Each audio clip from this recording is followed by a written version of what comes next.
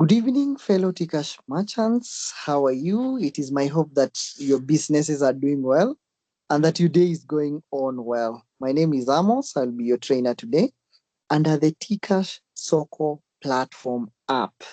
And this is the app that is making our biasharas digital because as we know it, the future of biashara is digital. And anybody who is not moving digital is of course not going to get a lot is going to miss a lot of opportunities that are existing now, more especially with the AI generation that we are living in.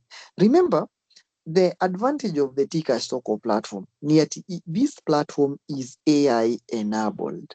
So, and for by it being AI enabled, then we get to benefit from the most advanced technologies zenye ziko hapo in the world today. So let us make our biasharas digital together. Let us win together. Let us learn how, of course, we can be able to get the most out of the Soko. So this session is on service vendors and how they can be able to get the most out of the Soko. So my first question would be, or the first question I'll try to answer is, who is a service vendor? A service vendor ni mtu mwenye ana offer services. By services I mean ni mtu mwenye hauzi kitu, yeye ukikuja anakufanyia kitu yeye mwenyewe. For example, mtu wa kinyozi, ukifika kwa kinyozi yake anakunyoa. Akikunyoa, then you have to pay for that service ya kunyolewa. Kuna wengine ni salonist, which is a very nice thing. They make our ladies very beautiful. Of course, a lady akienda kwa kinyozi, what happens ni anatengenezwa nywele. Akitengenezwa nywele, then what follows is analipa for that service. Her move na kinyozi ati kwake. So that is something that I would want us to get to understand together. The fact that you don't move with the person who offered the service to you, like you just get the service and then after getting the service, you leave. So that is something that I wanted us to understand under this session today. That a service vendor ni ule mtu mwenye unaenda kwake anakufanyia kitu but wewe, and that is what a service vendor is. So how we as the people services get to benefit more? And by the way, something like a photo shoot is a service also, because you don't get to move with the camera back to your home. You move na camera, you just leave the camera there. So how do these people and how can they get the most out of their Soko? So we're going to look at how they can manage the service listing, how their services are showing on the app as the customers get to order from them, how they can be able to accept the online bookings, how they can be able to set their availability and time slots, and of course, the opening hours and the closing hours. So that is what we're going to be looking at.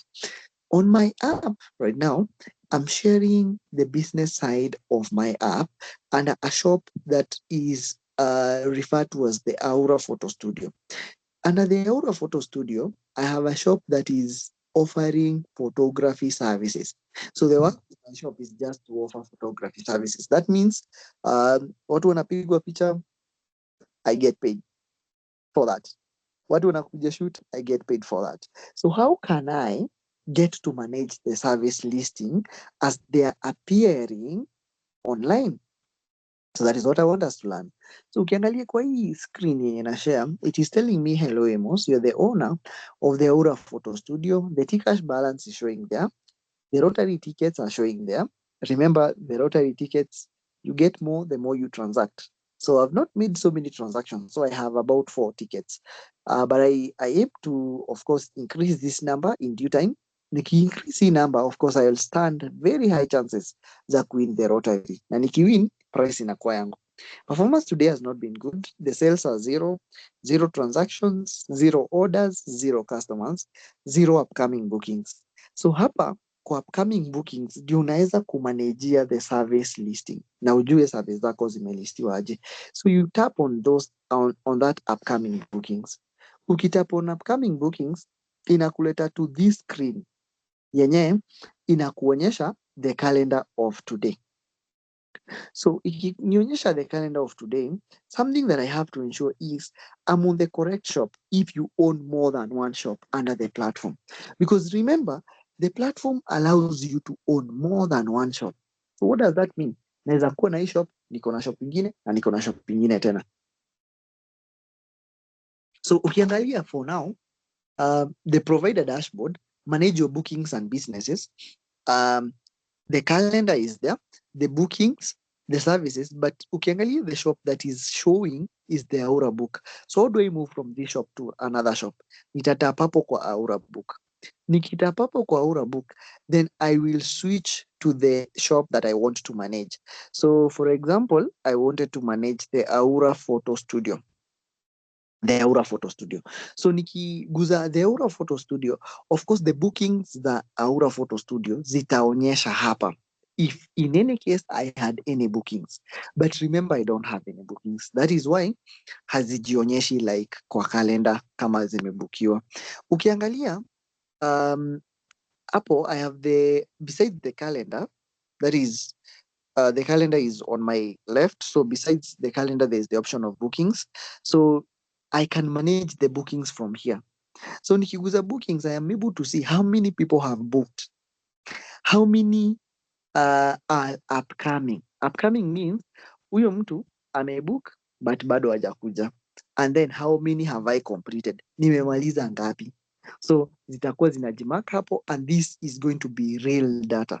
So this real data, you can be able to use it to see how your business is performing online. And of course, ukiona data iko poa, you continue with the marketing strategies that you're doing. Ukiona data haiko poa, of course, you have to go ahead and get to rethink how you go about your marketing strategy. Hapa kwa services, besides the booking, I have the option of services.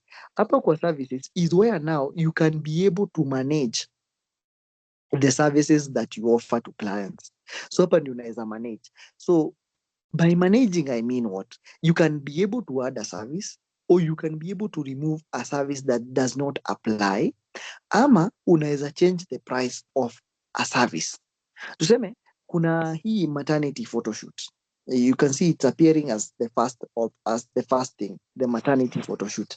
Maternity photoshoot is costing 1,499 for 60 minutes, and of course, this is just one photo.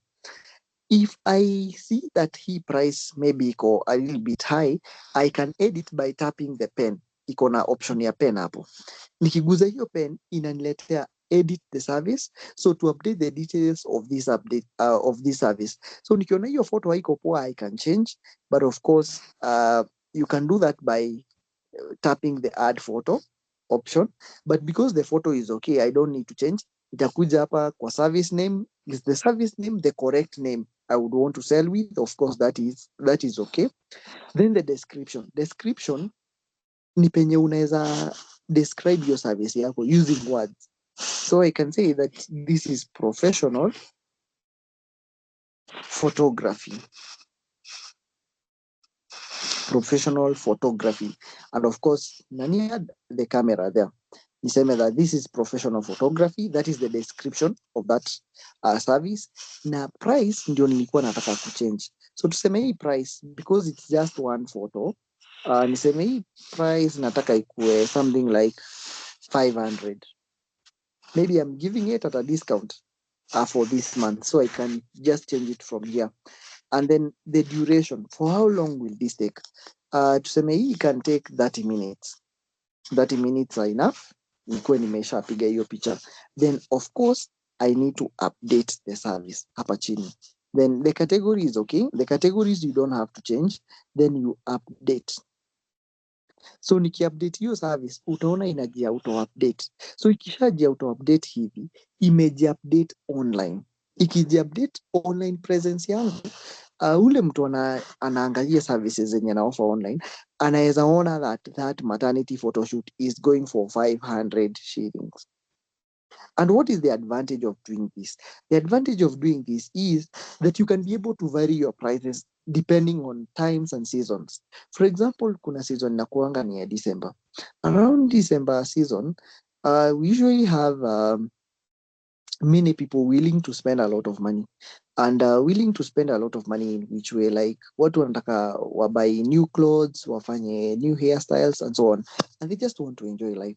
During that period unaweza change the price upwards hapa, and you can also change the price downwards later on seasons like January when people don't have a lot of money. So you can be able to manage the services, change the change the price, and of course change the name, add more photos and so on and so forth.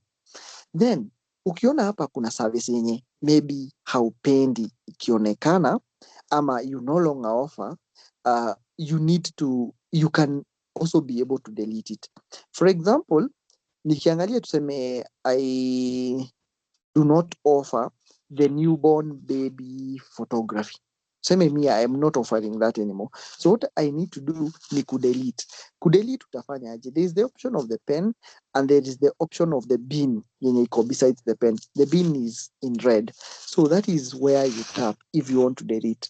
Then inakuuliza, are you sure this will permanently delete the service newborn baby, and this action cannot be undone. So once you have deleted it, hiyo imeenda hivyo. So because I'm sure, I can just delete, and you can see that this service has been deleted successfully. So it will not show kwa online shop yangu. Mtu hata akijaribu kusearch aje hataona hiyo service, because already I've deleted it, meaning I'm not offering that service. And that is how you can be able to edit the services. Remember, you can also be able to add a service. How do you add? Utakuja hapa juu, there is the option of add, which is now a plus. So kuna service zenye maybe unaweza ona you offering but haziko kwa hiyo list. So what do? You press the add a service. Ukipress add the service, of course you have to choose a photo. A photo is very necessary. What's the importance of a photo? Customers associate services with photos they can see. So ukiangalia more especially, and this goes to mostly ladies, wenye wanafanyanga hairstyles and so on, kama haujapiga picha hiyo hairstyle, ni vigumu sana kuconvince client that you can be able to of course do that service very well, or set that hairstyle the way it is supposed to appear, or the way they would want it to appear. So it is very important that you have a photo. So utapiga photo by tapping the photo icon hapo. Ukitap the photo icon hapo katikati, just okay, let me retry again. So add a service, nataka niguze photo so that I'm able to choose. Okay, I'm having challenges with choosing the photo, but definitely when you tap that, the camera is just supposed to show up na uweze kuchukua picha. Then what is the service name? Lazima ukuwe unajua which name the service will have. Tuseme maybe it's the newborn photo shoot, photography, photo shoot is the newborn photo shoot. So this will mean that that this is the service that we just deleted, newborn photo shoot. The description of this service can just be professional photography.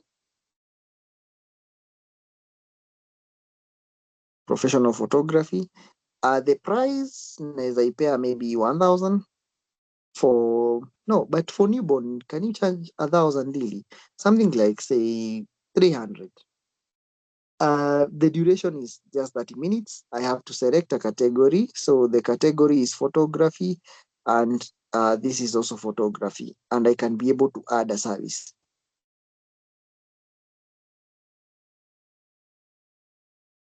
So it's telling me that the index is failed to create the service, the index out of bound for length. Oh, okay.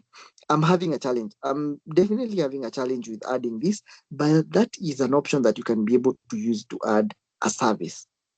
And once you add these services, they will now appear the way they have been listed here in this manner. So now we go to our second item.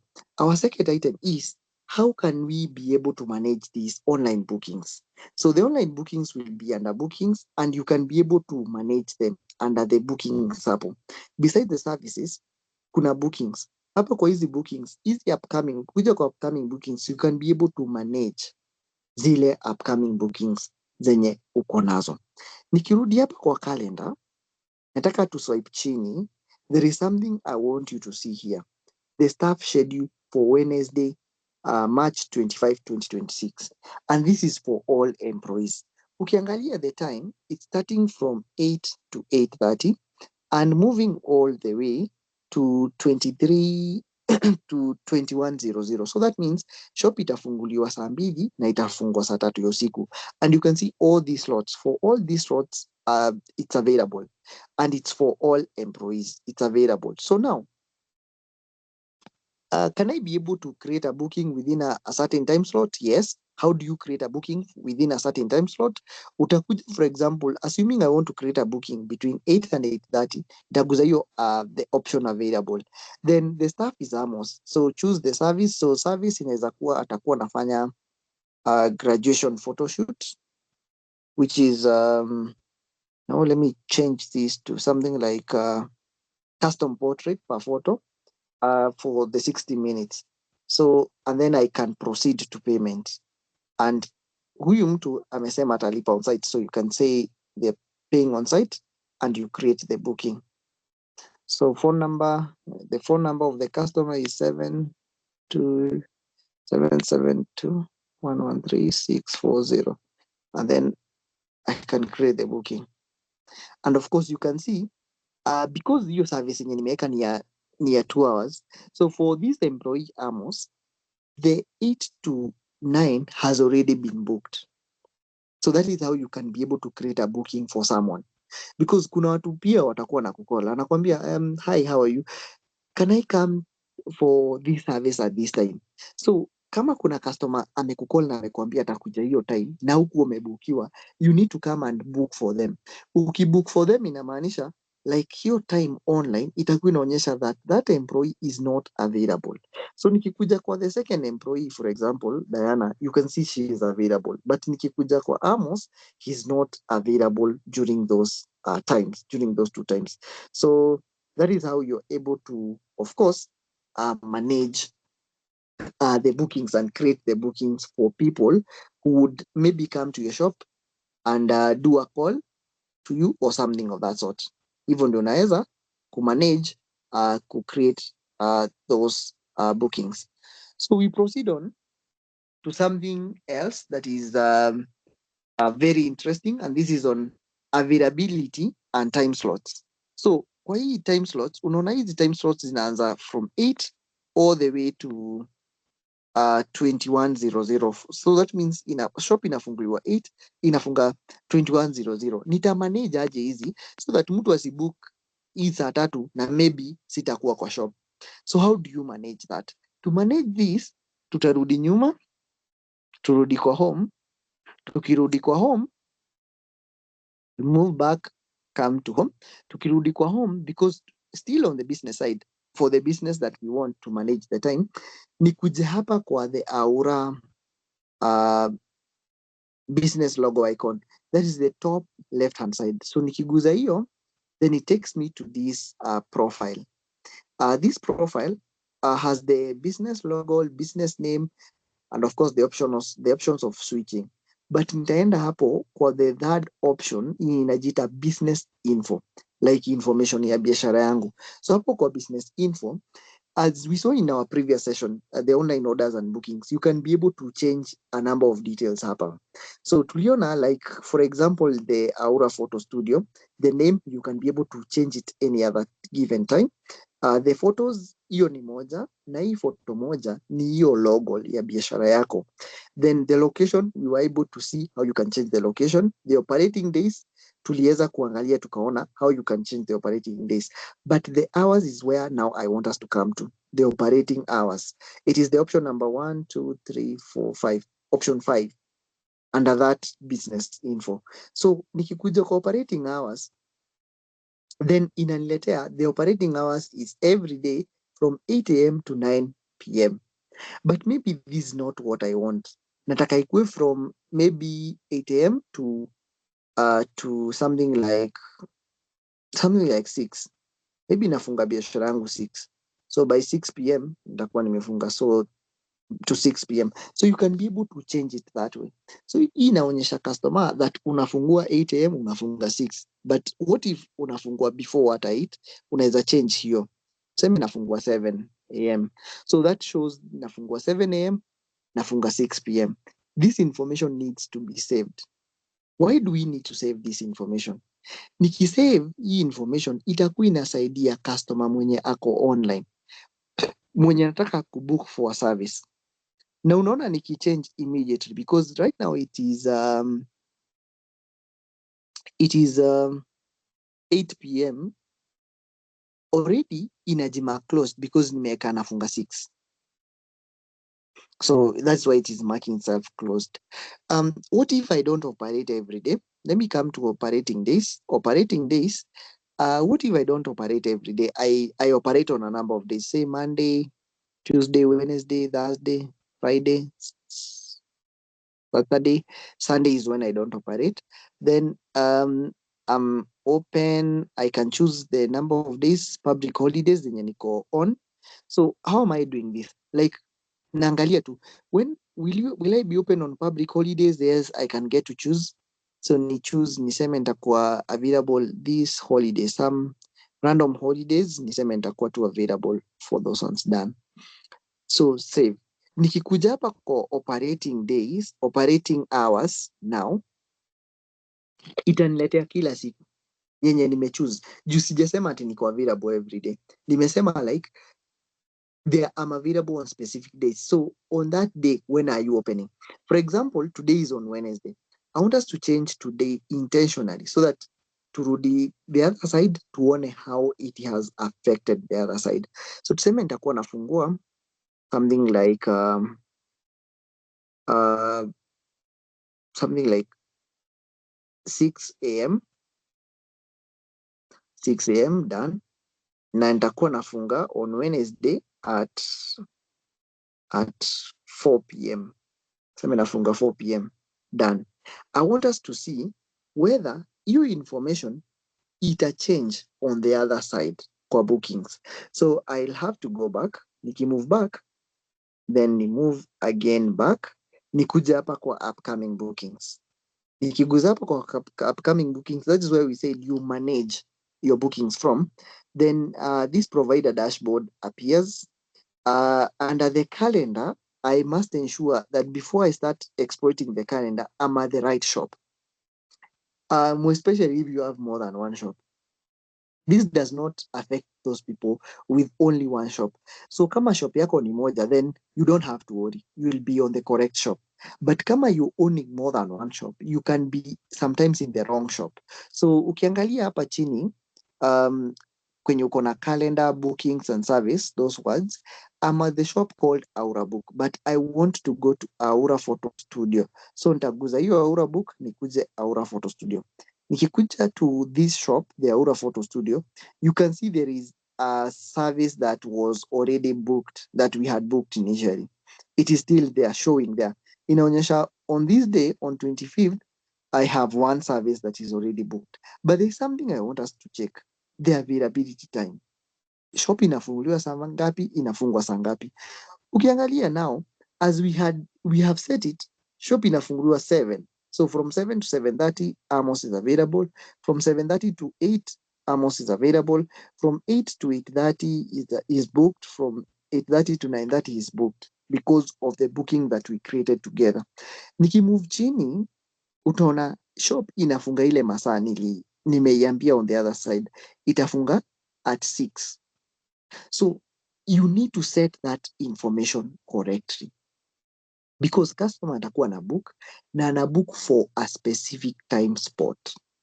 So wakibook for a specific time spot, it needs to be very clear that the shop is open at that time for them to book for that service at that specific time. So that is how we will be able to, of course, get the most out of this platform by ensuring that we are going, our online presence is actually well managed. Namaanisha aje? Like lazima tu manage vizuri hapa kwa app ndio customer wasikuwe disappointed. Imagine nimesema nafungua shop on Wednesday 7, then customer anabook atakuja 7 na anakuja but mimi sijafungua shop. You see, this customer will be very disappointed. And remember, disappointed customer cannot bring you many other customers. In fact, Kenya anaweza fanya ni kuinfluence customers wasikuje kwa biashara yako. Because ataenda kushare hiyo story. Like, I went to this salon, I was disappointed because when nilikuwa nimebook ndapata service at this time, they were not available. So let us ensure that we manage this efficiently and effectively by coming to of course, this other side under the business info, and under the business info we ensure that hapo kwa business info set the correct time for every day yenye tutakuwa operate. This includes the holidays. And how do you do that? You have to come to the business logo icon at the very top left hand side. Ukifungua hiyo unakuja kwa business info. Under the business info unatafuta the operating hours. Ukipata operating hours unazifungua. Ukifungua hapo operating hours inakuonyesha za siku zenye una operate: Monday, Tuesday, Wednesday, Thursday, Friday, Saturdays na holidays. So because I'm not operating on Sundays but na operate holidays, some specific holidays zenye nimechoose. So hapa kwa holidays una ensure that pia holiday time yenye unafungua na time yenye unafunga ziko well documented. Why so? Because customers will end up booking for services from your shop on days zenye hauko ama on hours zenye haufanyi kazi. Then they will end up disappointed and you end up losing those online clients and online customers who are booking from your business. So this brings us to the end of our session today on how service vendors can get the most out of Soko. How can you get the most out of Soko? You can get the most out of Soko by managing your service listing, managing the online bookings, availability, time slots, and operating hours. Mbona ufanye hivyo? Unafanya hivyo so that customer akikuja anapata uko ready to serve them. Na wakibook wasikuwe disappointed that they booked for a certain service yet they came to your shop and you were not available. So let us ensure that we manage our operating hours, we manage our availability, we manage our time slots very well. Why is this important? It will help us capture and have these and retain the online customers, because the app is helping us to take our biasharas digital, because digital biashara is the future of biashara. Thank you very much for your attention during this session. In case you have any question on how you can get the most as a service vendor out of the Soko, kindly feel free to leave your comment or your question under the comment section. I will be responding to your questions promptly. Have a nice evening. Let us win together with the Tcash Soko app. Thank you. See you in the next one.